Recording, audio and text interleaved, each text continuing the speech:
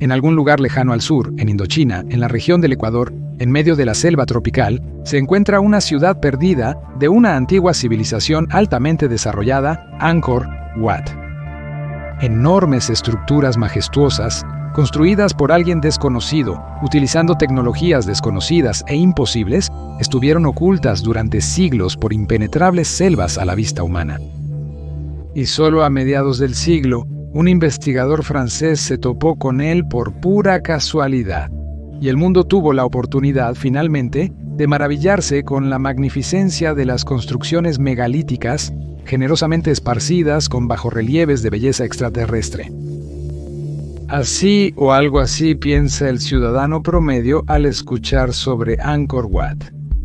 Las películas de Hollywood filmadas entre estos antiguos templos subrayan el aura de misterio y magia, y los blogueros entusiastas filmando el complejo de estas maravillas arquitectónicas sumergen la mente en un sueño semidespierto de antiguas civilizaciones altamente desarrolladas, personas, serpientes y otros cuentos de hadas. No quieres salir de este enmarañado de fantasías, pero aún así, quieres saber aún más quién, cuándo y cómo construyó estas magníficas estructuras. ¿Pero realmente tenemos la capacidad de hacerlo? Después de todo, ¿no se pueden falsificar y cambiar cualquier registro? ¿Cualquier historia puede ser inventada? Se puede manipular la información como se quiera y nunca tendremos la capacidad real de establecer una fecha. Y, no importa cómo lo veamos, al final solo nos queda elegir en qué historia creer ciegamente o no. Estás en el canal Época de Desconfianza, con Mikhail Kalmykov, y ahora intentaremos desentrañar este misterio contigo. Y hay mucho en qué pensar y debatir. En particular, Maxim Gaubetz, autor del canal Ruinas Olvidadas, afirma que este templo tiene miles de años o algo por el estilo. Otro autor, Yuri Avarin, insiste en que todo este complejo fue construido a mediados del siglo XIV, y Ekaterina Norkina, del Laboratorio de Historia Alternativa, cree que no hay nada interesante en Angkor y no hay rastros de antiguas civilizaciones altamente desarrolladas. ¿Quién tiene razón? ¿A quién debemos creer? No confiemos en nadie, especialmente en la historia oficial, ya que se ha desacreditado a sí misma como una doncella en venta. Por lo tanto, simplemente ignoramos la mayor parte de los argumentos de Yuri Avarin, que se basa precisamente en la historia oficial. Simplemente lo ignoramos. Imaginemos que no sabemos nada sobre la historia en absoluto. Nos basaremos únicamente en hechos verificables, solo aquellos que podemos ver con nuestros propios ojos, tocar, verificar. Y a veces los compararemos con la historia oficial para una comprensión general de dónde y qué no coincide. Entonces, vamos, historia. No es un secreto que las personas siempre intentan establecerse cerca del agua, ya que, en primer lugar, no se puede ir a ninguna parte sin agua. La necesitamos para vivir casi tanto como el aire todos los días. En segundo lugar, los cuerpos de agua siempre han sido una fuente de alimento. Peces, moluscos, cangrejos y otros productos. Ser pescador es mucho más fácil que ser cazador. Además, los cuerpos de agua proporcionan un movimiento bastante rápido y fácil, por lo que es natural asentarse cerca de ellos, y cuanto más grande es el cuerpo de agua, más preferible es. Es mejor organizar el comercio allí. Por eso, todas las ciudades y civilizaciones más ricas nacieron precisamente en las costas de los mares y océanos, en las bahías más cómodas o en lugares de intersección de otras rutas acuáticas, por ejemplo, ríos. Y la civilización de los Jemeres, en este aspecto, no es diferente de cualquier otra. Naturalmente, las grandes ciudades y asentamientos de este pueblo estaban ubicados precisamente allí, en la costa del Océano Índico, en el Golfo de Siam. Sin embargo, el mar y el océano no son las únicas fuentes de agua, por lo que también se asentaron activamente a lo largo de las orillas de los ríos y lagos. Y es completamente natural que la civilización Khmer se extendiera casi instantáneamente a lo largo del río Mekong, así como un poco menos a lo largo del río Tonle Sap. Y en lo profundo del delta, En el lugar donde estos dos ríos se unen, se fundó la capital de Camboya, la ciudad de Phnom Penh. Por sí mismos, los asentamientos humanos se extendieron río arriba, incluyendo el río Tonle Sap, hasta el enorme lago Tonle Sap, e incluso más allá, hacia el interior del continente. Esto significa que el complejo de Angkor, que está a solo 16 kilómetros en línea recta desde la orilla de este enorme lago, y que tiene junto a él el lago artificial Baray Occidental de 15 kilómetros cuadrados, simplemente no podía pasar desapercibido, especialmente teniendo en cuenta que además de este lago, hay al menos 6 reservorios artificiales más allí, lo que significa que sin duda atrajeron a los animales y por consiguiente a los cazadores. Y la torre principal de este complejo se eleva sobre la tierra a varios decenas de metros. Los cálculos muestran que debería ser visible desde una distancia de hasta 30 kilómetros. Haremos un ajuste en la jungla, la línea del horizonte y cosas así. Pero incluso en este caso, subiendo al techo de su propia cabaña, cualquier pescador podría ver esta estructura desde muchos kilómetros de distancia. Y en general, ¿de qué estamos hablando? 16 kilómetros en línea recta no es nada. Este perímetro es cubierto por cualquier asentamiento humano en el transcurso de un año. Supongamos que los jemeres serán particularmente perezosos con nosotros, pero incluso en este caso, 10 años son más que suficientes para encontrar esta ciudad y habitarla de manera efectiva. Entonces, ¿por qué se cree que esta ciudad fue abandonada desde el siglo XIV? No, en serio, ni siquiera está en las montañas. 16 kilómetros son 3 horas de caminata tranquila por un sendero forestal o un camino. Y abrir un camino, o, Dios no lo quiera, poner un camino, es un asunto completamente diferente. Los expertos de los canales British Broadcasting Corporation y National Geographic creen que la ciudad fue abandonada debido a la falta de agua potable.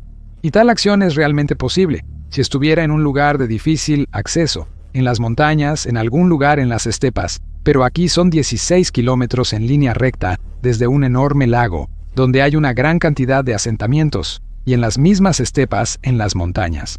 Alrededor de esta época, los incas construyeron la ciudad de Cusco, también con megalitos. Por cierto, todavía existe hasta ahora, e incluso fue tomado por la población local de los españoles, los conquistadores o Roma y el Imperio Romano. Si no hay agua, construimos un acueducto a cualquier distancia, y 16 kilómetros no es el límite. Siempre y cuando la tecnología lo permita, y a juzgar por la arquitectura de Angkor, la tecnología ciertamente lo permitió. ¿Por qué se cree que esta ciudad estuvo muerta y hasta perdida durante 6 siglos? ¿Quizás porque simplemente no existía? La reapertura de Angkor ocurrió en el año 1861. El viajero francés Henri Mouhot tropezó accidentalmente con estas ruinas, las cuales dibujó y publicó en un libro. Más precisamente no es así. Él mismo se enfermó de malaria muy pronto y literalmente murió casi el mismo año después del descubrimiento, y el libro se publicó póstumamente. Por sí mismo, como ya dije antes, es difícil no notar tal monstruosidad en la jungla.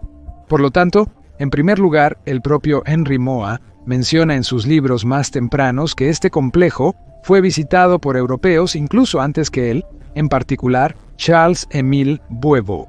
Es decir, Henry no tropezó con el complejo por casualidad, sino que fue allí intencionalmente. En segundo lugar, los historiadores también escriben maravillosamente sobre la absurdidad de la pérdida de este templo, que en realidad siempre ha habido monjes viviendo allí, pero aquí resulta un absurdo ha sido reemplazado por otro.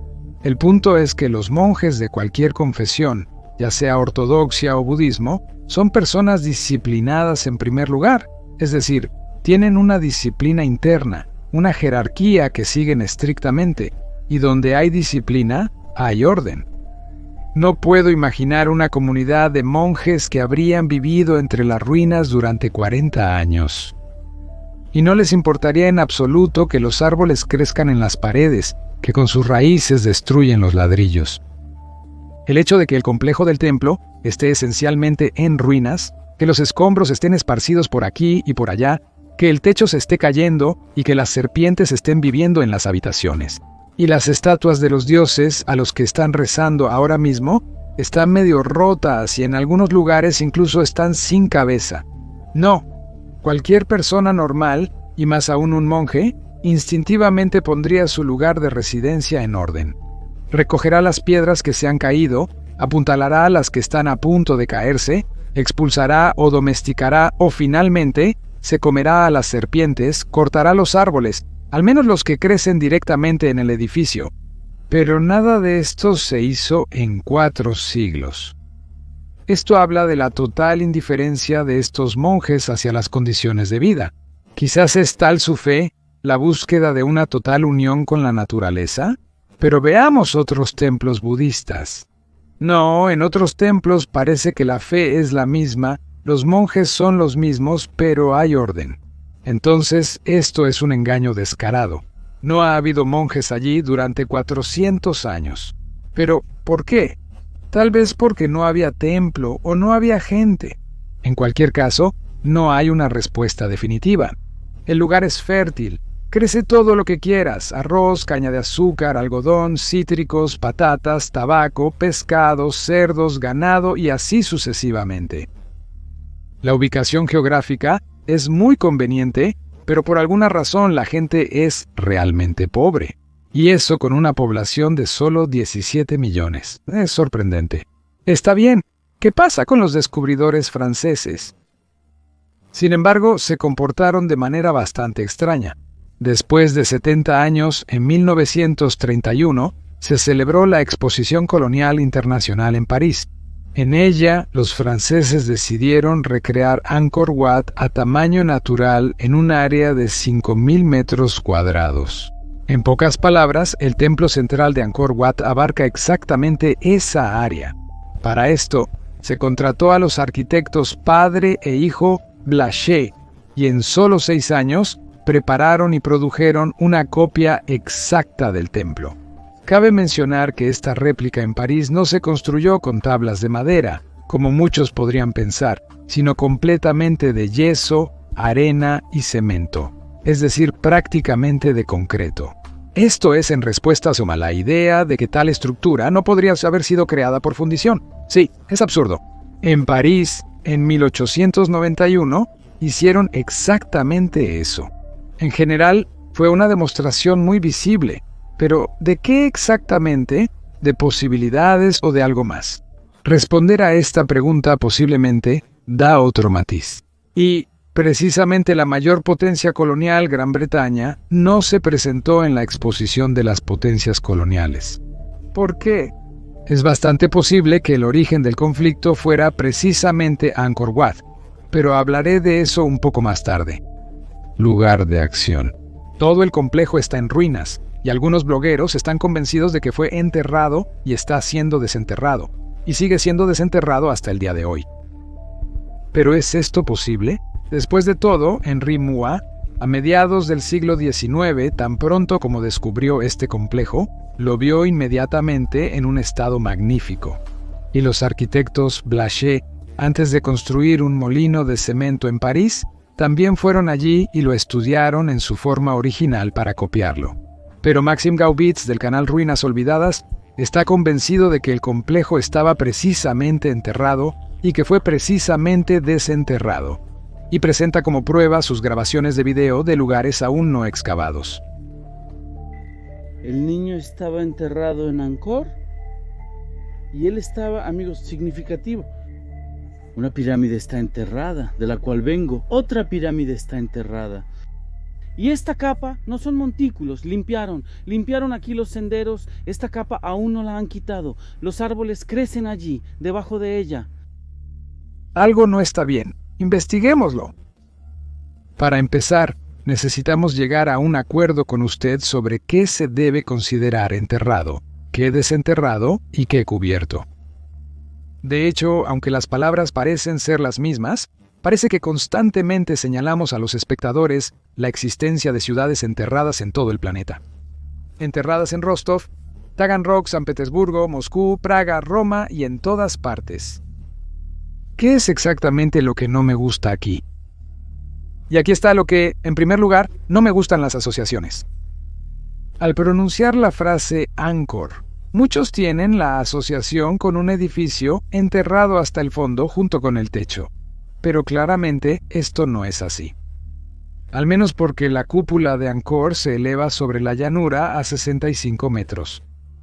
Es imposible ocultar algo como eso. Sin embargo, en algunas tomas presentadas por Maxim Gaubitz, parece que realmente se pueden ver rastros de entierro bajo el piso. ¿Cómo es posible algo así? Uno de mis suscriptores formuló muy precisamente la pregunta correcta. Específicamente, si la funcionalidad del edificio está críticamente comprometida debido a la infiltración de arcilla, arena o cualquier otra cosa, esto se puede considerar como un sello.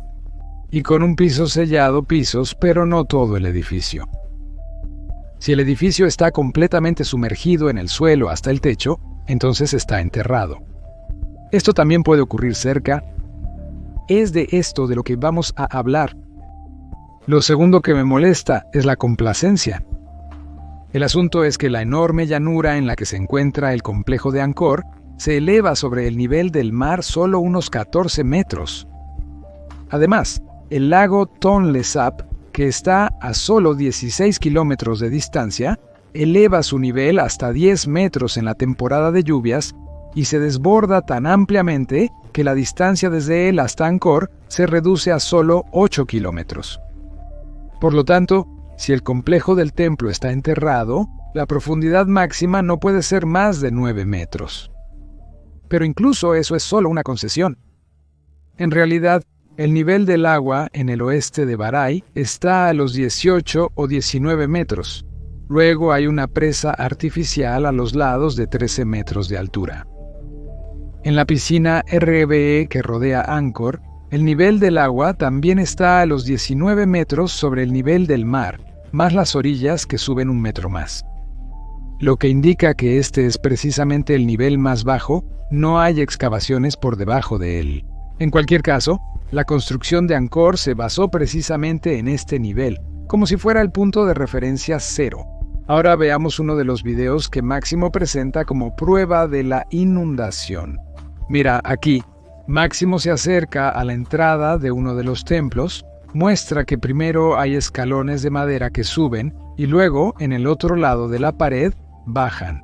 Y en la cámara se pueden ver a las personas que se acercan. Son muy pequeños, y por eso toda la imagen da la impresión de una gran profundidad. Sin embargo, no nos dejaremos llevar por las emociones y nos centraremos en los hechos que vemos directamente ante nuestros ojos. El hecho de que hay 6 escalones hacia arriba y 16 escalones hacia abajo dentro del templo, significa que la profundidad de la inmersión es de 10 escalones. Recordemos, ahora miremos las tablas de las que están hechas. El grosor de las tablas es de 2,5 centímetros, es decir, la clásica duela. El ancho de la tabla es un poco más de 10 centímetros, pero menos de 15, pero vamos a contar al máximo. Es decir, la altura de un escalón es igual o menor que el ancho de una tabla. Esto significa que la profundidad total de inmersión de la escalera es de 15 veces 1,5 metros, y eso es lo máximo, teniendo en cuenta el ancho total de las tablas, y no es así en todas partes. Sin embargo, Maxim dice que la profundidad es de unos pocos metros y mirando a las personas que se levantan, sí, de hecho, están mucho más abajo que la plataforma superior de la escalera. Y todo el enfoque está en que en este momento nuestro cerebro olvida que antes de bajar, subimos 6 escalones más. Al final, resulta que la altura de la escalera es de 2,5 metros, realmente mucho más alta que cualquier persona, y realmente unos pocos metros. Pero la profundidad del pozo es solo de 1,5 metros. En otro video, mi colega Max del canal Mir en la cocina muestra las piedras que se han caído dentro de la galería, y entre ellas arena con las palabras «Mira, todo estaba cubierto hasta el techo, y realmente hay arena allí». Pero en primer lugar, si haces una pausa en el video, puedes ver que de las 3 ventanas de la galería, solo 2 están cubiertas y la tercera está llena un poco más de la mitad. Y más allá, se puede ver la luz del sol y el espacio libre. Las piedras que yacen en el suelo no están cubiertas en absoluto. Por supuesto, están sobre la arena, pero no hay arena en las grietas entre ellas, ni siquiera en las más estrechas. Al limpiar tal acumulación, es más fácil quitar todas las piedras que limpiar las grietas entre ellas. Entonces surge la pregunta, ¿qué tipo de relleno selectivo es este? Por sus dimensiones y tamaño, se parece más a un camión de arena que por alguna razón decidió volcar en esta pared de concreto. Lo primero que viene a la mente es un relleno especial hecho a mano por restauradores. Y de hecho, en este video se puede ver que la parte no excavada es solo un pequeño montón de medio metro de altura, aparentemente dejado a propósito y no removido. ¿Para qué? Para que los turistas tropiecen con él y estén seguros de que todo fue enterrado. Eliminar tal montón sería cuestión de 1 hora y un solo yemer con una pala. Bueno, que sean 2 yemeres con palas. Observen que los restos de arena en la parte superior de la galería no parecen haber estado allí durante cientos de años. Puedes hacer fácilmente esos restos en tu casa de campo por ti mismo, si simplemente arrojas arena con una pala contra la pared.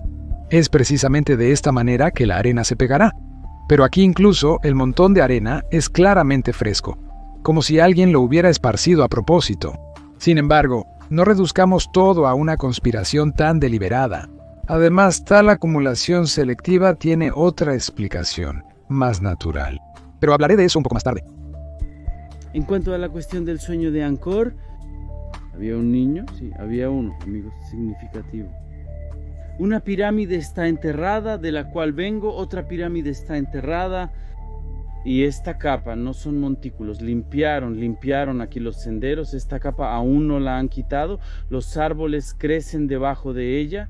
Si lo hubieran desenterrado, primero habría un deslizamiento de tierra en los lados. Bueno, obviamente, y en segundo lugar, los escombros de bloques de piedra estarían parcial o completamente enterrados, o limpiados y dispuestos en capas planas.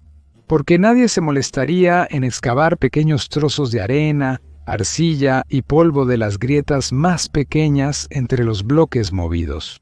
Incluso los jemeres, incluso los monjes jemeres.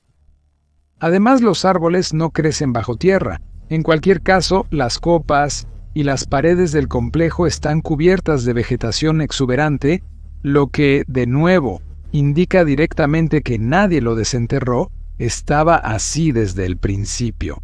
Esto significa que tenemos un límite de tiempo inferior para la construcción de este complejo, ya que, con alta probabilidad, asumimos un completo enterramiento del planeta con arcilla y arena. Hace aproximadamente 340 años, entonces Angkor Wat simplemente no podría haber sido construido antes. Físicamente, o más bien, podría haberlo sido, por supuesto, pero entonces realmente estaría bajo tierra, ya que todo el planeta está cubierto sin excepción. Eso es lo que pasa. Los ríos se desbordan en la misma India, y en la superficie aparecen las cúpulas de los templos, incluso en el Baray occidental del mismo complejo. Angkor, al secarse el embalse, se revelan algunas construcciones anteriores. Las paredes de las antiguas estructuras están cubiertas de agua y enterradas en arcilla y lodo. Pero eso está en la piscina. De alguna manera, Angkor logró evitar esto de manera sorprendente.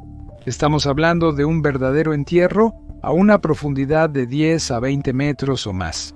El entierro de medio metro de Angkor, en este caso, habla de un mecanismo de entierro completamente diferente, que tiene poco en común con el entierro global.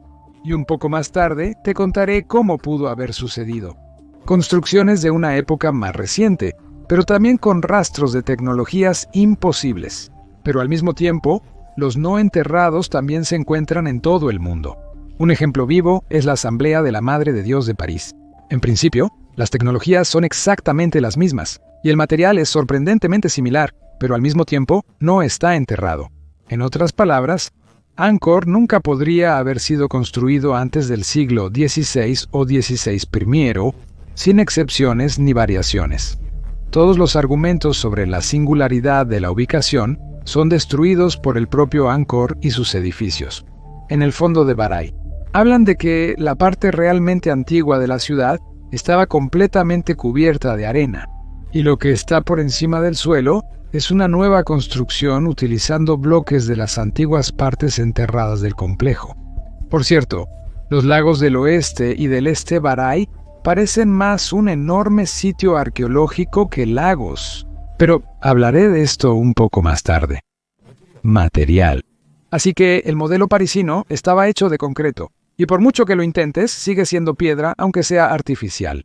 Y tiene una resistencia bastante buena dependiendo de la marca. Por lo tanto, a continuación hablaremos con ustedes sobre los materiales y la imagen general de la ubicación del templo. El hecho mismo de que el modelo de Angkor se fabricó en París a partir de una mezcla de cemento y yeso ya habla de que existen muchas formas y posibilidades de crear algo similar. Sin embargo, vamos a basarnos en la realidad, y es tal que el método de construcción más beneficioso es trabajar con el material que está a mano, al alcance. Por lo tanto, antes de empezar a discutir de qué está hecho cuarzo, granito, arenisca, lutita o diorita, echemos un vistazo a la geología del lugar.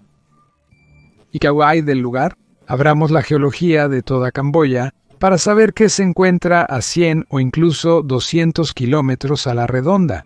Este es el mapa de la distribución geológica de las rocas en Camboya. Como podemos ver, todo el valle del río y el lago Tonlé Sap se encuentran en formaciones del Cámbrico al Silúrico tardío. Un poco más al oeste se encuentran las salidas de basalto, y Angkor mismo está exactamente en las antiguas formaciones aluviales. De esto es de lo que vamos a empezar a hablar. Basalto. Esto, por supuesto, es muy fuerte, pero para transportarlo al complejo del templo hay que superar la barrera del agua, y no solo una, y no se ha encontrado ninguna cantera en esa área. Si tienes otra información, compártela en los comentarios, estaré encantado. Otro tipo de material son los depósitos del Cámbrico tardío-silúrico. Se cree que son bastante resistentes, ricos en trazas de metales e incluso oro. Estas rocas incluyen el cuarzo. Es una de las rocas más duras. Es mucho más duro que el granito clásico, que tiene un valor de 6 o 6,5 en la escala de Mohs. A veces se dice que el granito alcanza 7 unidades en la escala de Mohs, pero todo se centra en que cualquier piedra es una mezcla de minerales, una especie de vinagreta. Por lo tanto, no hay una división clara de lo que es exactamente granito y lo que es cuarzo. Lo que decide es la proporción porcentual de minerales, la porosidad, el tamaño de las fracciones internas. Así que el cuarzo es, en general, uno de los tipos de granito en el que el contenido de cuarzo alcanza el 75%, lo que resulta en una dureza fenomenal. Pero es difícil confundir el cuarzo con algo debido a su brillo y estructura laminar. Entre los bloques de anclaje no hay nada similar a ellos, más como basalto, así que los bloques masivos principales deben estar hechos de basalto o algo más que aún no hemos encontrado. A continuación, tenemos laterita. Esto ni siquiera es un tipo de piedra, sino un tipo de suelo. Como dice el manual de referencia, es una formación superficial rica en hierro y aluminio, formada como resultado de la meteorización de las rocas. Otro nombre es rojo sin carbonato. Gracias a su estructura, tiene una resistencia a la compresión comparable a la del buen hormigón moderno. Y gracias a su estructura porosa, es casi 2 veces más ligero que el mismo hormigón o arena. Solo hay un inconveniente: no se puede usar para revestimientos, ya que debido a la misma estructura porosa, no se puede obtener ningún dibujo, y mucho menos un bajorrelieve de él. Sin embargo, como parte estructural es ideal. Y en cualquier toma de Ankara, se puede ver que los constructores hicieron exactamente eso. La parte interna de las paredes y los techos está hecha precisamente del ladrillo, solo la parte exterior está cubierta con otro material, con ladrillo. Había otro problema. Junto a Angkor, su lugar de origen es escaso o inexistente, aunque su lugar de origen fue encontrado junto con las huellas de su extracción. Esto es aproximadamente 45 kilómetros de Angkor, no muy lejos del templo de Ben Mealea. Pero todo el ornamento, todos los bajorrelieves, están hechos en un tipo completamente diferente de roca. En el interior tiene un tono amarillento, y está caracterizado por una gran cantidad de partes arenosas, casi como un horneado de arena. En algunos lugares, esta roca está cubierta con una pátina negra que sugiere un incendio, y en algunos lugares la pátina es verde, lo que indica la presencia de materia orgánica. Tanto la arena como el laterito pertenecen a las rocas aluviales. Tienen prácticamente la misma densidad, pero aún así hay una diferencia significativa. El laterito contiene muchas impurezas metálicas como hierro y aluminio, y por eso es más resistente que la arena. Pero su estructura porosa no le permite ser la base para la aplicación de relieves. Pero la arena tiene otra diferencia. Con el tiempo, la parte exterior de la piedra, su corteza, se vuelve densa y brillante. Se vuelve muy difícil de perforar. Literalmente, la armadura cubre la piedra y se crea la impresión de que toda la piedra es así. Sin embargo, eso es un error. Por dentro es la misma arena suave y maleable. Por eso se desmorona de esta manera. Primero se desprende la capa exterior densa y cocida, y debajo de ella se revela un material poroso. Angkor, como recordamos, se encuentra en antiguos depósitos aluviales. Este aluvión también es una roca porosa, pero se obtiene a través de depósitos fluviales de arena y arcilla. Aluvión joven. Normalmente es poroso y arenoso, y el antiguo ya está compactado, y precisamente tiene un tono amarillento y una estructura porosa de erosión. Es en este donde se encuentra el complejo Angkor. Al desmoronarse, deja tras de sí partes desmoronadas, dando la impresión completa de una duna de arena. El aluvión también explica el característico hollín negro en muchas de las paredes. Probablemente, esto no es el rastro de un incendio, como muchos podrían pensar, sino la liberación de carbono que queda después de la muerte de los microorganismos del lodo MHA bajo la radiación solar. En ambos casos, ya sea en un incendio o en hollín del desierto, quedan partes negras ya que en ambos casos es carbono. Sin embargo, en caso de un incendio, habrá otras características inherentes a la alta temperatura. Por ejemplo, la fusión, que precisamente no está presente. Esto también lo confirma el tono verde de las piedras en algunos lugares. Estos son musgos y los organismos microscópicos más simples, para los cuales en un ambiente húmedo tropical, el sustrato de arena densa y arcilla es el medio más nutritivo, y la presencia de enormes árboles directamente en los edificios, entre los ladrillos, lo confirma, ya que tienen algo de qué alimentarse. Incluso las canteras de extracción de aluviones están justo debajo de la nariz. Aquí están estos misteriosos estanques de agua, y el más grande de ellos es el Baray Occidental. Explica tanto para qué lo desenterraron como a dónde se llevó el suelo. Además, podrían extraer tanto aluvión antiguo como bloques más densos del mismo lugar. Simplemente los obtenían de paredes más antiguas y enterradas, cuyos restos aún existen en el fondo de Baraya. E incluso algunos momentos en el procesamiento y aplicación de ornamentos. Sin embargo, aquí no todo es tan simple. El hecho de que el material en el que se aplica la mayoría de los ornamentos es arena suave, puede llevarnos lógicamente a pensar en el moldeo o la impresión de brazaletes en una estructura aún más suave. Es bastante posible que en algún lugar lo hicieran exactamente así. Por ejemplo, el canal Mir en el plato mostró partes de las paredes donde los relieves fueron claramente aplicados a mano, es decir, o fueron impresos con algún tipo de sello, o alguien cortó la estructura aún suave. De ahí la falta de formas y proporciones ideales. En general está hecho de forma torcida y oblicua, como un pollo con una pata. Sin embargo, pensar que todo el ancla fue hecha con esta tecnología sería un error fatal. Max Singovitz del canal Ruinas Olvidadas descubrió y mostró algo impresionante. Parte de la pared que por alguna razón quedó sin construir fue arrojada al mismo desorden de la construcción. En ella se puede ver claramente que el trabajo no se realizó a mano, sino precisamente con una máquina, utilizando alguna tecnología desconocida en la actualidad. Juzguen ustedes mismos. En el video se puede ver que primero se colocaron piedras casi sin procesar, casi porque los lugares de contacto de una piedra con otra están perfectamente alineados. Es imposible insertar un cuchillo, una hoja o incluso una aguja en la junta entre ellos. A veces incluso la junta misma no es visible. Y solo este hecho descarta completamente la tecnología de fundición en moldes. Es imposible fundir un molde de esta manera. Bueno, tal vez una, máximo 2 veces si hay mucho tiempo y oportunidad para pruebas y errores. Pero en tales escalas es imposible. Ningún voladizo, ningún vibrador profundo, ninguna forma de acero plástico dará una coincidencia tan precisa en todos los ejes. Sin embargo, se puede lograr el mismo efecto si se utiliza algo como un torno moderno, solo a una escala mayor, aunque también produce ruido y vacío.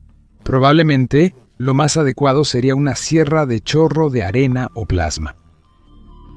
Tenemos todo esto ahora, así que por ahora consideraremos estos métodos los más adecuados.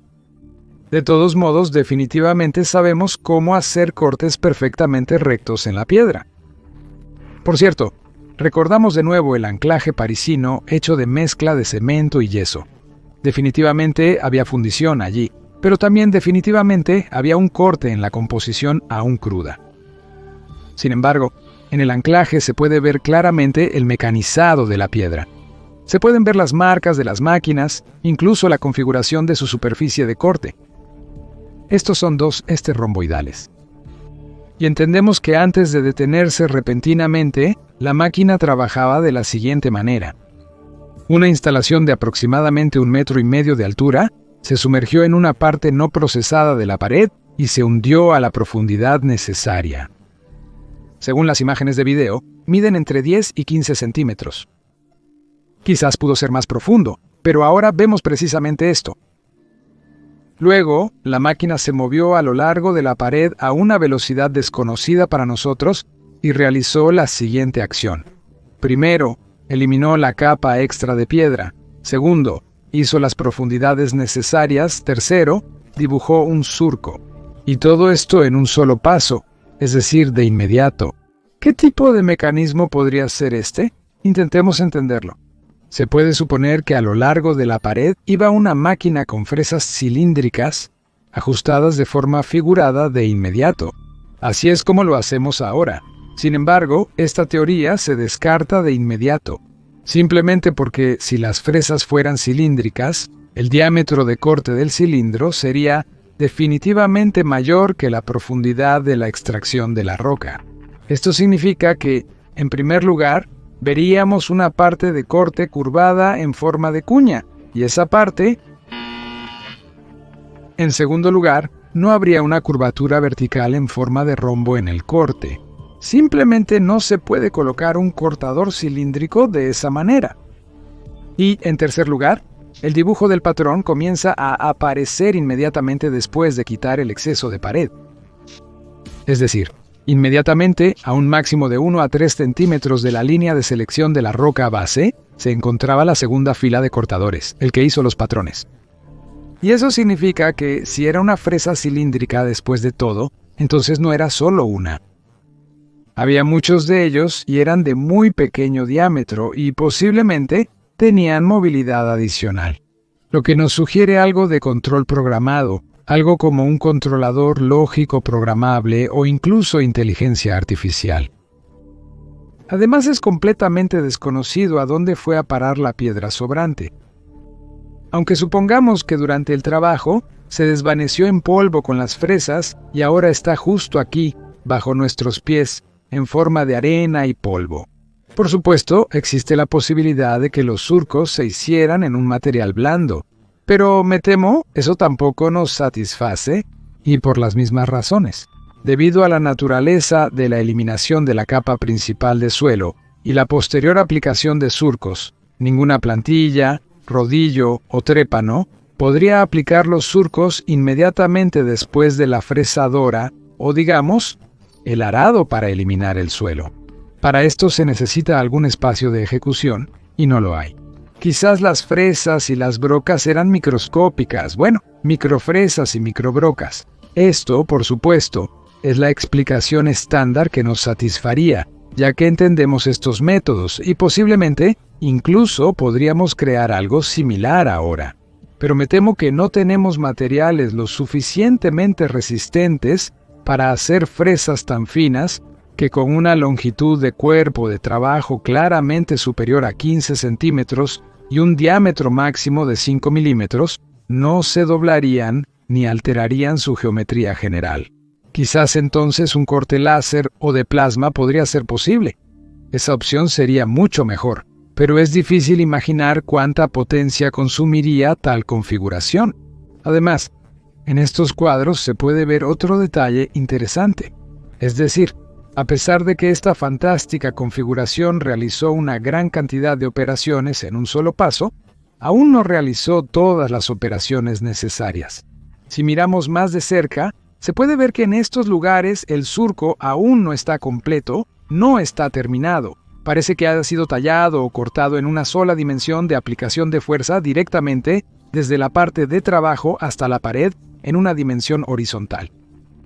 Esto no es realmente un surco todavía, sino una broca, una especie de preparación, la base para el surco futuro, donde las hojas están cortadas desde el lado delgado, donde existen las piedras más finas con un diámetro de 1 milímetro, donde se han hecho cortes en todas las direcciones posibles. Es decir, resulta que esto fue solo un trabajo preliminar, y después de eso debería haber habido un acabado limpio, ya con otro mecanismo. En ese caso, se vuelve un poco más claro cómo se crearon esos puentes. Si la versión final se hizo con un mecanismo más joyero, con una geometría de inclinación del cuerpo de trabajo cambiante, ya sea láser, plasma o algo más, en este caso, ya no era necesario levantar toneladas de roca, sino simplemente trabajar en la barra perforada previamente. El control por computadora de un mecanismo similar ni siquiera se discute. Controlar manualmente tal proceso, después de todo, simplemente es imposible. Juzgando por el volumen de piedra seleccionada que estamos observando, las dimensiones estimadas de la instalación eran aproximadamente 1,5, 2,5, 5 metros de altura y alrededor de 70 centímetros de ancho. La parte trasera, orientada hacia el operador, estaba protegida por un escudo sordo impenetrable, en el que probablemente se encontraba el panel de control. De repente, ¿por qué tal conclusión? Bueno, en primer lugar, es una técnica de seguridad elemental para que los fragmentos voladores no dañen al operador. Y en segundo lugar, en el extremo opuesto de esta pared, donde la máquina comenzó su trabajo, hay una notable discrepancia en las líneas del ornamento en el eje vertical. Además, la discrepancia es muy significativa. Y esto puede decirnos que, en primer lugar, el trabajo fue realizado por una máquina, con una alta probabilidad de que provenga de civilizaciones antiguas, más avanzadas. Y en segundo lugar, la máquina fue operada por un humano, y este humano no tenía todas las habilidades necesarias para trabajar con esta máquina. Y cuando se realizó el giro de un ángulo a otro, simplemente no vio dónde debía colocar las partes de trabajo del dispositivo. Y esta es la razón más obvia, simplemente no vio esto. Algo se interponía en su camino. Probablemente era precisamente la funda protectora. Es decir, resulta que algunas personas comunes con poca educación, recibieron tareas e instrumentos de alguien, pero no tenían idea de cómo funcionaban. Esto no es nada extraordinario. Ocurre en cualquier obra de construcción. Pero hay otro matiz. El punto es que a lo largo de toda la selección de piedra, la línea debe ser perfectamente recta, y para eso, el dispositivo debe moverse paralelo a la pared de la misma manera exacta. De lo contrario, el más mínimo movimiento inexacto de la mano cambiará el ángulo de aplicación de la fuerza y arruinará la mira. En nuestros días, para lograr este efecto, se utilizan, por ejemplo, rieles o algo similar. La superficie sobre la cual se mueve el automático también debe ser perfectamente plana. Ahora, en ese sitio, el suelo es arenoso y terroso. Lo que pasó después es un misterio. Podemos fantasear o sugerir alguna plataforma flotante, pero aún así preferiría no alejarme mucho de la realidad, aunque tal cosa sea posible. Y aquí nos acercamos al momento más dramático.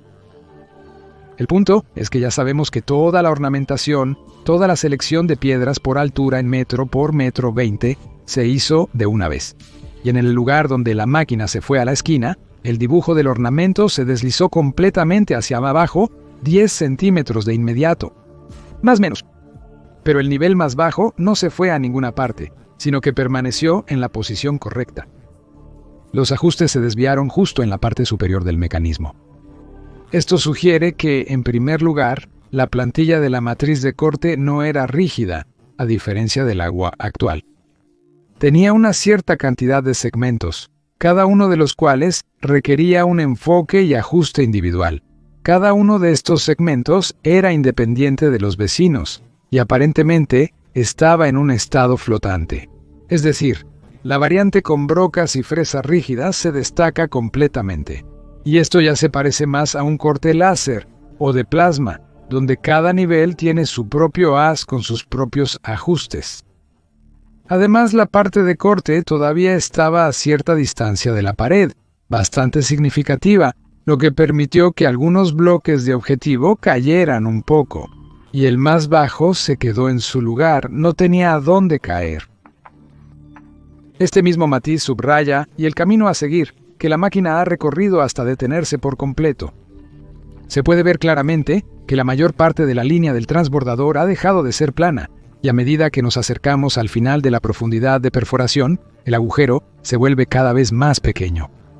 Así, parece que la máquina, junto con el enfoque del haz de corte, se ha alejado. Al final de los finales, la máquina se detuvo y ya no funcionó más. Es posible que en ese momento el operador ya no estuviera allí. Desapareció en algún lugar, por ejemplo. Huyó. ¿Pero por qué? Desastre. El asunto es que uno de los temas más interesantes en el complejo de Angkor es el carácter de la destrucción de los templos, muros y estructuras. ¿Cómo sucedió que parte de las paredes están destruidas, pero las que están al lado no? Además, se observa que todas las estructuras en general sufrieron daños, pero a pesar de esto, algunas permanecieron en su lugar, algunas incluso mantuvieron la perfecta alineación de los bloques, mientras que otras fueron completamente destruidas. Y esto a pesar de las pequeñas marcas locales en los megalitos, no se ve el lugar del impacto directo. Posiblemente, para explicar esto, los historiadores inventaron algunas antiguas guerras de los jemeres. Pero con la llegada del siglo XX y la era de las guerras mundiales con el uso masivo de artillería, quedó claro que no se pueden lograr daños similares a los templos con flechas, catapultas o cualquier arco. Y aquí es muy conveniente. Comenzó la invasión vietnamita a Camboya con el objetivo de derrocar al malvado dictador Pol Pot. No discutiré ahora la parte política de esta locura, pero de todos modos, esta guerra jugó a favor de los historiadores, y ahora parte de la destrucción se puede explicar por los bombardeos de artillería. Por ejemplo, una gran parte del territorio está restringida para visitas, bajo la premisa de que aún no ha sido completamente desminada. Sin embargo, ahora entendemos que incluso los bombardeos de artillería no podrían haber causado tal daño al complejo. Faltan lugares de impacto, cráteres. No, por supuesto, pueden existir. Pero incluso un arma de 150 milímetros no podría causar exactamente ese tipo de daño. Es decir, para que las placas megalíticas de las cuales está compuesto el templo o las paredes simplemente se dispersaran en diferentes direcciones. Por supuesto, estos bloques no están en una posición proyectada. Maxim, te encanta hablar, pero a mí no. No está claro por qué perdieron completamente esta posición. Es decir, de alguna manera debería caer, pero he visto cómo caen las paredes.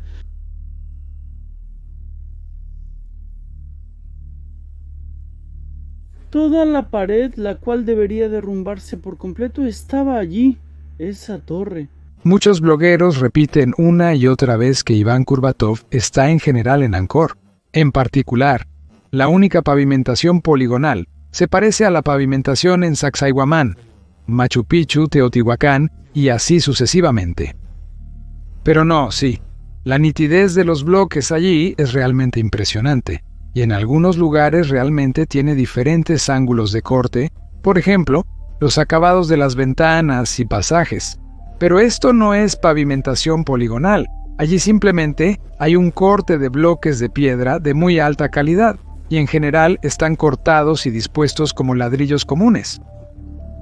La principal diferencia de la pavimentación poligonal radica precisamente en que el corte agudo de los bloques se realiza en todos los ejes, tanto horizontal como verticalmente, e incluso diagonalmente, y se hizo con el principal objetivo de garantizar la estabilidad sísmica del edificio.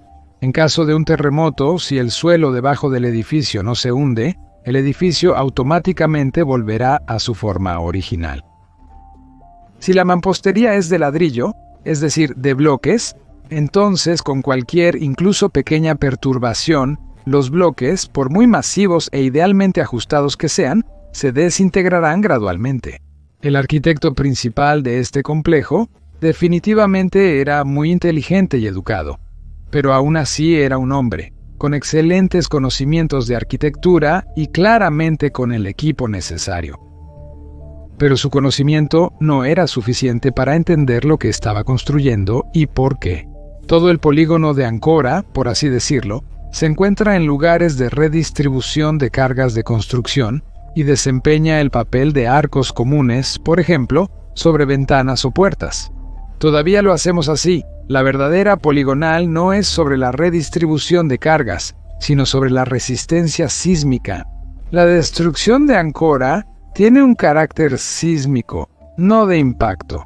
¿Cómo sucedió que parte de los edificios y paredes fueron destruidos y parte no? ¿Qué tipo de terremoto tan extraño es este? Vamos a averiguar cómo funciona un terremoto normal, el que estamos acostumbrados a ver. Según la teoría oficial, en los lugares donde las placas tectónicas se unen, se acumula tensión. Debido a la presión, una placa empuja a la otra, y al final, una de ellas se rompe y se eleva o baja bruscamente. La tensión se alivia, todo se calma, y así hasta el próximo aumento de tensión. Este tipo de golpe sísmico es muy peligroso, pero se propaga rápidamente y está acompañado por un fuerte levantamiento del suelo, o por el contrario, por grandes hundimientos. Por lo tanto, las zonas más peligrosas desde el punto de vista sísmico se encuentran precisamente en las intersecciones de estas placas tectónicas, y Camboya no está allí. Más precisamente, se encuentra en los alrededores de las fallas tectónicas en la placa euroasiática, que por un lado está siendo presionada por la placa de la India y por el otro lado por la placa filipina. Y en la intersección de estas placas, de hecho, ocurre una gran cantidad de terremotos casi todos los días. Pero Camboya en sí está en el medio, en la parte tranquila, por lo que no hay terremotos clásicos en nuestro entendimiento allí, y nunca los ha habido si, de hecho, la geología confirma que no hay fallas, grietas en la corteza terrestre o rocas que aparecen repentinamente allí. Sí, hay una cordillera que precisamente separa la parte sísmicamente activa de la placa. Desde la tranquila y plana llanura que se eleva de 10 a 30 metros sobre el nivel del mar, donde se encuentra el complejo de Angkor. No ocurren ni han ocurrido terremotos significativos allí. Los movimientos más graves ocurren diariamente a más de 1000 kilómetros de Angkor. Solo llegan a él ecos débiles. Es poco probable que puedan destruir el templo megalítico. Entonces, el terremoto fue inusual. No fue causado por la presión clásica de una placa sobre otra. Vamos a echar otro vistazo a la naturaleza de los daños en el complejo del templo. Una característica distintiva es la destrucción completa o sustancial de un edificio y la casi integridad del vecino. ¿Cómo pudo pasar esto? Solo hay una manera. ¿Alguna vez te has preguntado por qué, cuando golpeas, por ejemplo, un martillo contra el vidrio, no se desintegra en polvo, sino que se rompe en pedazos más o menos grandes? Y cuanto más lejos del epicentro del golpe, más grandes son los pedazos. Y todo es muy simple. Cuando un martillo golpea el vidrio o cualquier otro objeto sólido, primero se resiste y se dobla, absorbiendo toda la energía que estaba contenida en el golpe. Se forma una poderosa onda que se dispersa radialmente desde el epicentro del golpe. En los lugares donde la ola alcanza su pico, es donde aparecen las grietas. Con el tiempo, esta ola se desvanece, la amplitud aumenta, la ola se alarga y, en consecuencia, el tamaño de los fragmentos aumenta. Además, la ola puede interferir consigo misma, creando los patrones de grietas más inesperados. Pero la imagen general seguirá siendo la misma. En general, en cualquier lugar del universo donde las ondas estén activas, se comportan de manera similar. Hay picos de actividad donde la energía de la onda es máxima, y hay lugares donde la actividad de la onda es nula. Las ondas aman interferir entre sí, creando zonas de silencio y zonas de resonancia explosiva. Por ejemplo, los rayos también son una onda, solo que eléctrica. Se conocen casos en los que en un gran grupo de personas conectadas entre sí, por ejemplo, alpinistas, cada segundo fue asesinado por un rayo, y aquellos que estaban entre ellos ni siquiera sintieron el golpe. Esta es también una propiedad de la onda. Por lo tanto, si durante la construcción de Angkor hubo algún impacto externo en la litosfera de la Tierra en algún lugar no muy lejos de él, entonces las ondas sísmicas que se propagan simplemente tenían que crear zonas donde todo sería destruido y vecinas donde todo permanecería intacto, lo que, de hecho, observamos en Angkor.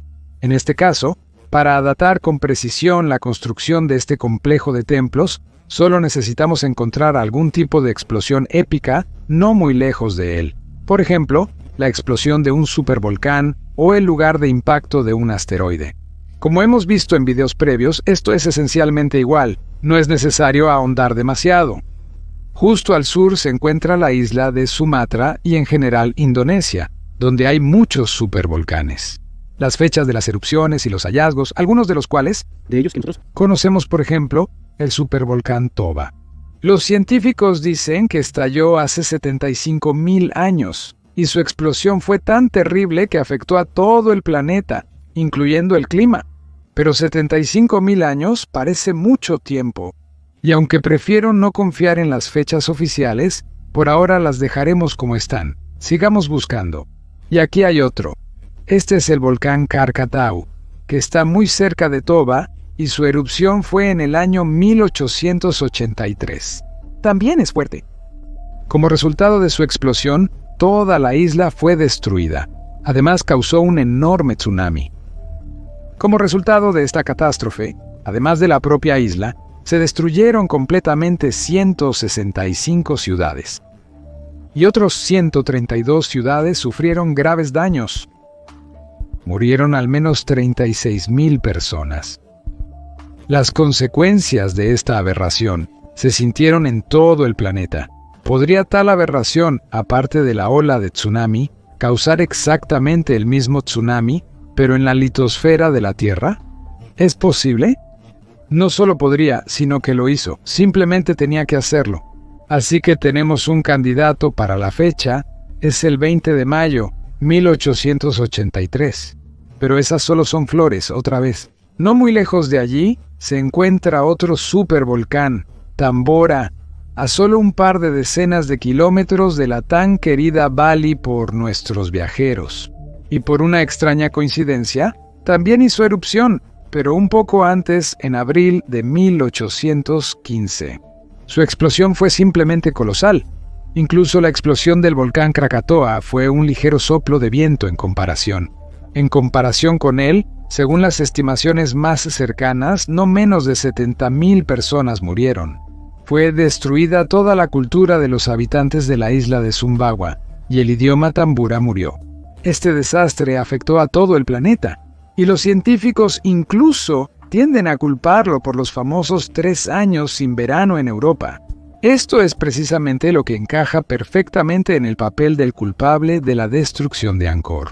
Las piscinas y canales no dejan en paz a muchos investigadores, incluyéndome a mí, las gigantescas piscinas excavadas a mano de Barai alrededor del complejo de Angkor. 2 enormes lagos rectangulares con lados de aproximadamente 8 por 2 kilómetros están conectados entre sí y con otros lagos más pequeños por una red de canales. Se creía que el agua se suministraba a través de un canal excavado desde el río Siem Reap hasta el Barai Oriental, y luego se distribuía a los demás. De ahí surge la pregunta, ¿a dónde fue a parar toda la tierra excavada? La pregunta no es tan simple. Mira, cualquier viajero que circule en una motocicleta alrededor de estos lagos hechos a mano te responderá instantáneamente que toda la tierra excavada simplemente se ha esparcido alrededor de estos estanques en forma de diques. Mira qué enorme es. Y en realidad, el ancho del dique es de más o menos 100 metros. La altura de estas presas en las partes laterales del perímetro alcanza hasta 12 metros y en las frontales hasta 7 metros. Entonces, vamos a calcular. Los lados laterales miden cerca de 2 kilómetros, mientras que los frontales alrededor de 8 kilómetros. A través de cálculos simples, obtenemos una altura promedio de la presa de 8 metros. Conociendo el perímetro de la presa, su altura y su ancho de alrededor de 100 metros, teniendo en cuenta la corrección por su semicircularidad, obtenemos un volumen total de tierra de poco menos de 30 millones de metros cúbicos. Y entre tanto, el volumen de tierra excavada del propio depósito es de 70 millones de metros cúbicos. ¿Dónde fueron los otros 67 millones de metros cúbicos? En el este de Baray, la situación es similar. De él se extrajeron aproximadamente 46 millones de metros cúbicos y aproximadamente 8,5 millones de metros cúbicos se fueron a la presa. ¿Dónde están los otros 38 millones de metros cúbicos? Y en el norte de Baray, la situación es exactamente la misma.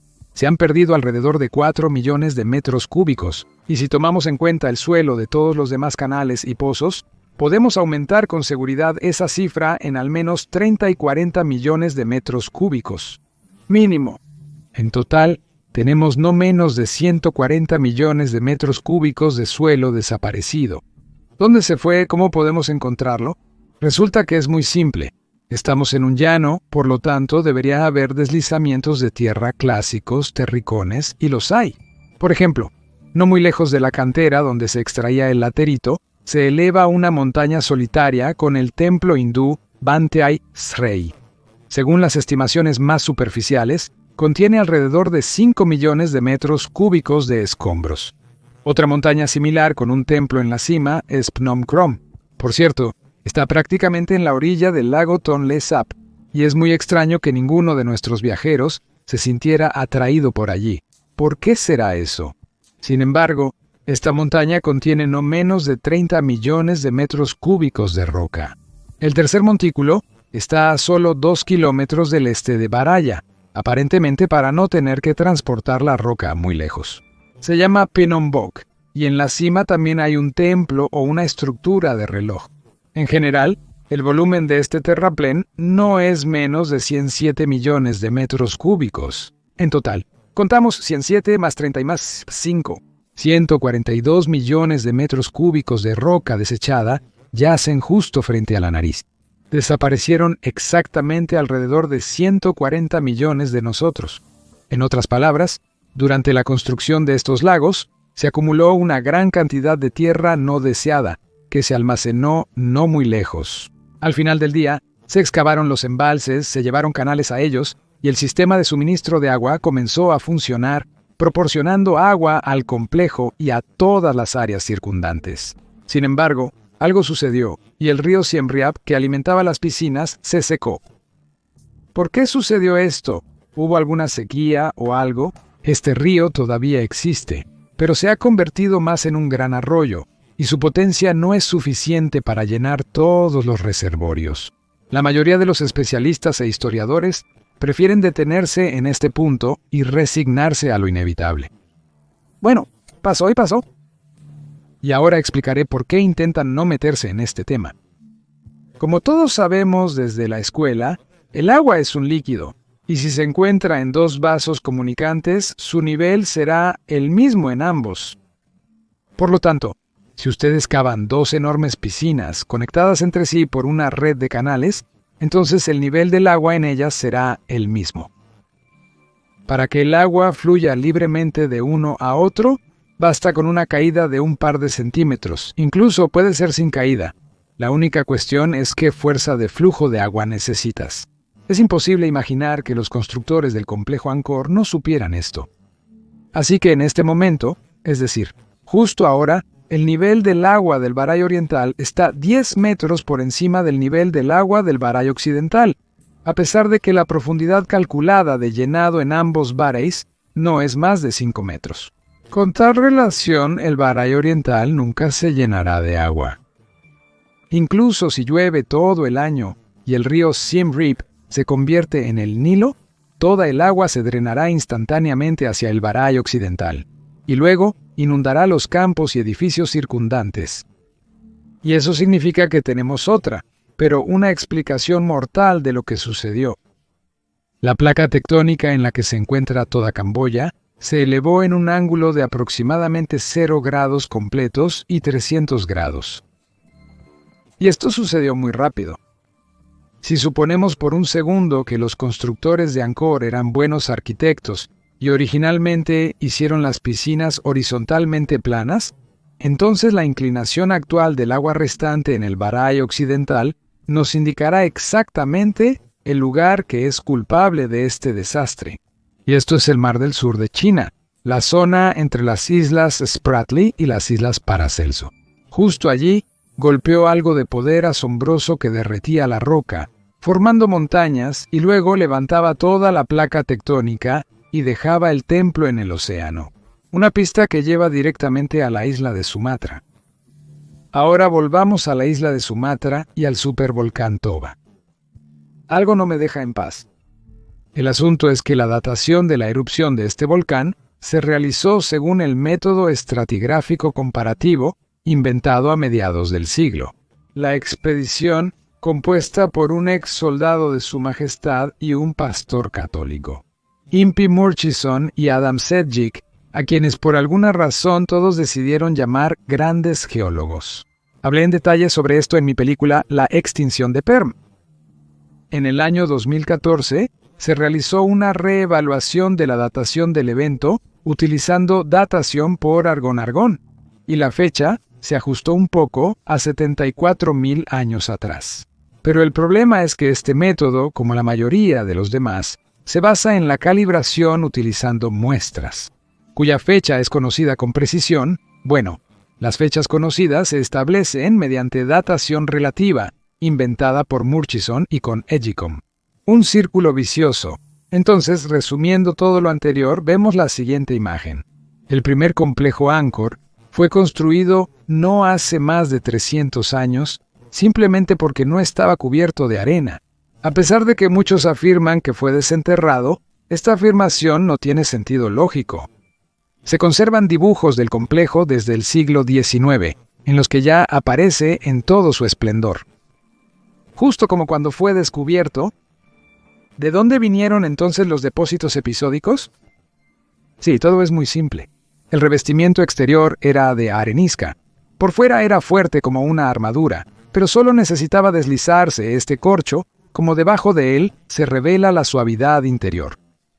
Y la vibración salvaje causada por la caída del asteroide y el posterior aumento de la marea, durante varias horas simplemente molió las partes más suaves en polvo de arena que se esparció dentro de la estructura y después de años se volvió a cementar. Esto es muy evidente, por ejemplo, en el templo de Kraum, el mismo que por alguna razón los turistas no les gusta visitar. Por la misma razón, los bloques se desmoronaron en diferentes direcciones. Debido a la falta de poligonalidad real, simplemente se desmoronaron. Alguien dice que Angkor solo fue destruido en el siglo XIV, pero existió mucho antes. Esta afirmación también es incompatible con la lógica, ya que a simple vista se puede ver la inacabada de las obras, y cuanto más alto se sube en el nivel de construcción, más evidente es la acumulación de piedras sin terminar. Fueron colocados, pero no procesados, solo preparados para ser procesados. El tercer trabajo se realizó utilizando dispositivos, máquinas y tecnologías desconocidas que aún no están disponibles para nosotros. Y esta máquina no era la única. Había varias, 4 para ser exactos. Sin embargo, el trabajo fue realizado por personas comunes, de poco peso, dirigidas por un ingeniero bien entrenado, pero aún así una persona común, probablemente alguien de una escuela europea. 5. Las piedras para el templo se extrajeron justo aquí, en la zona de excavaciones, que ahora se llaman Baray Oriental y Baray Occidental.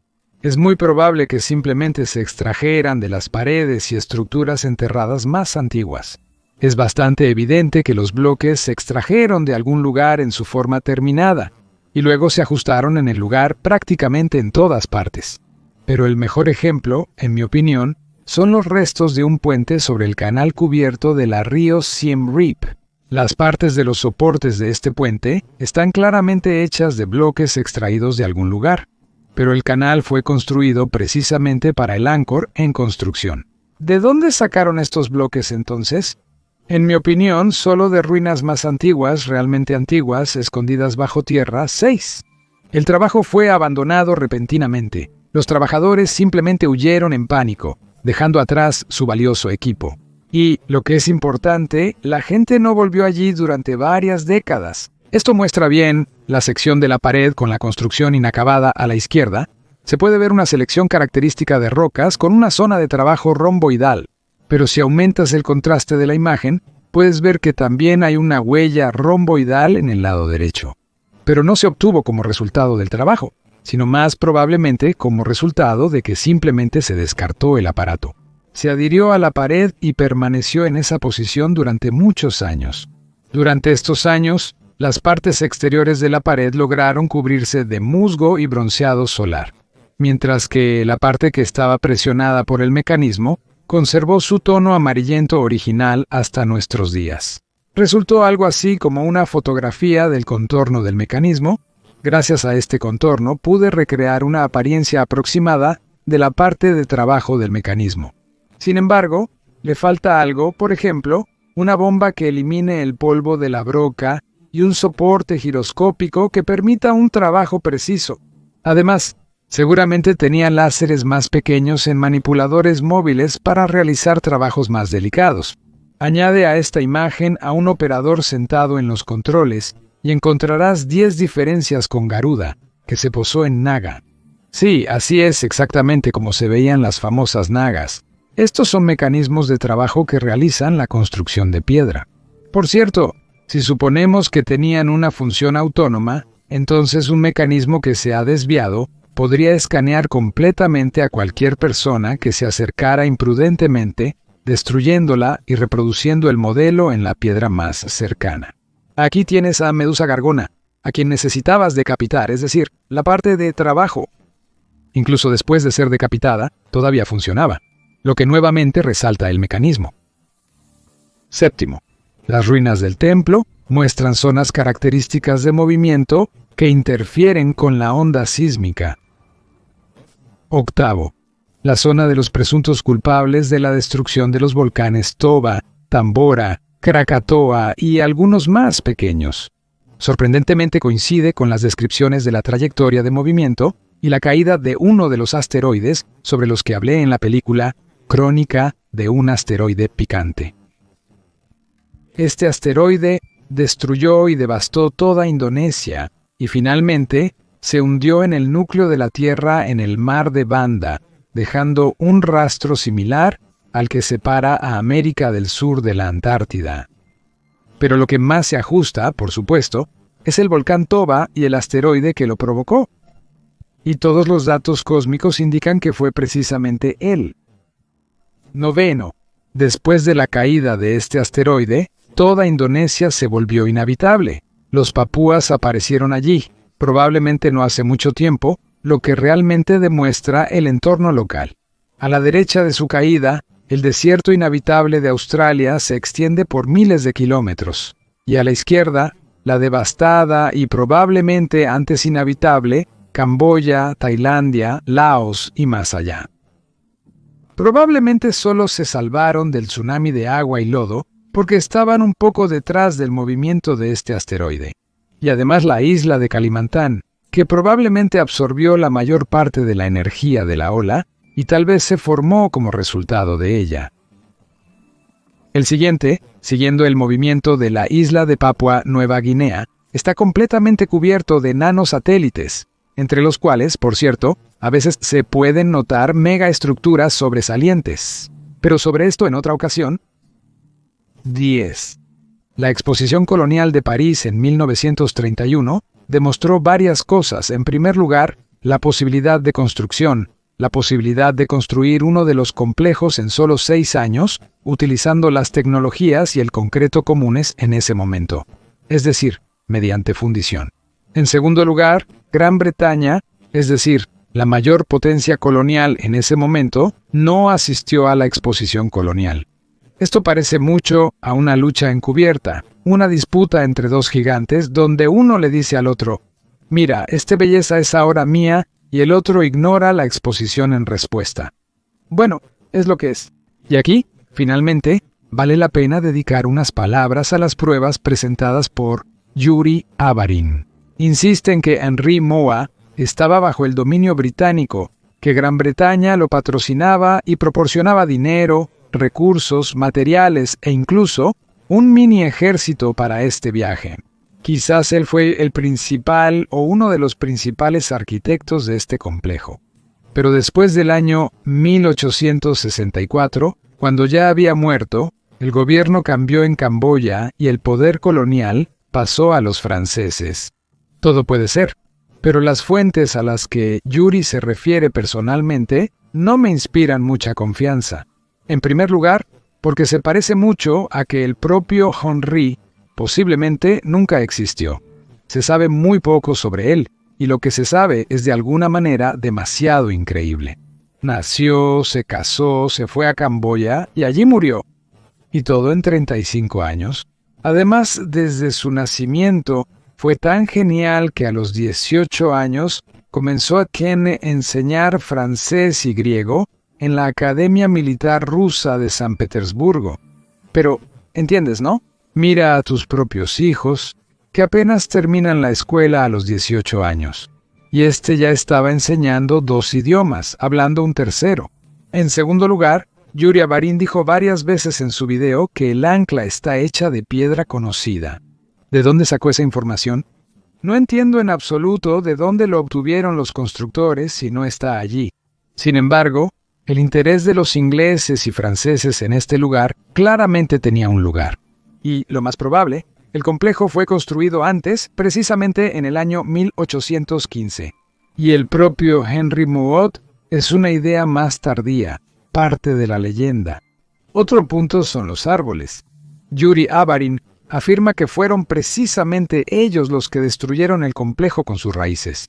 Por cierto, Maxim Gaubitz está de acuerdo con él en esto. Por supuesto, es bastante probable que alguna destrucción por la vegetación sea posible, pero no hasta tal grado y no en todas partes. Por ejemplo, dentro de algunas torres superiores hay un desplazamiento notable, las columnas debajo del piso están desplazadas, el desplazamiento es muy fuerte y no puede ser el resultado del crecimiento del sistema de raíces de los árboles. Esto podría haber ocurrido precisamente debido a un fuerte golpe sísmico en la parte inferior del complejo. En general, si un personaje como Henry Moa realmente existió, su misión podría haber sido encontrar y recuperar el equipo que sobrevivió al desastre, y si es posible, intentar reconstruir el complejo. Esto también podría ser la segunda explicación para el carbón negro, ya que la forma más sencilla de deshacerse de los enormes árboles es simplemente quemarlos. Entonces, ¿resulta que no hay misterios ni milagros? Angkor fue construido en el año 1815 y no tiene ninguna gran antigüedad. Por supuesto que sí. En primer lugar, sigue siendo un misterio el equipo con el que se construyó este complejo. Y tal vez no es el único. Estas máquinas claramente no son de nuestra civilización. ¿De dónde podrían haber llegado a manos de los ingleses o europeos? Y aún en gran cantidad. Y el segundo misterio, ¿qué motivó la construcción de tales templos precisamente en ese lugar? ¿Por qué? Posiblemente hay algún plan desconocido para nosotros en esto. Es posible que en Angkor realmente existan antiguas construcciones, pero no están en la superficie, sino enterradas bajo tierra. Sus restos todavía se pueden ver desde el fondo de las piscinas de Angkor, y el propio Angkor, por así decirlo, los cubre desde arriba para que nadie pueda realizar verdaderas excavaciones arqueológicas. Y posiblemente, tales lugares en el mundo no son únicos, existe un plan específico para ocultar tales lugares. A la vista de todos. Hablaremos de esto después.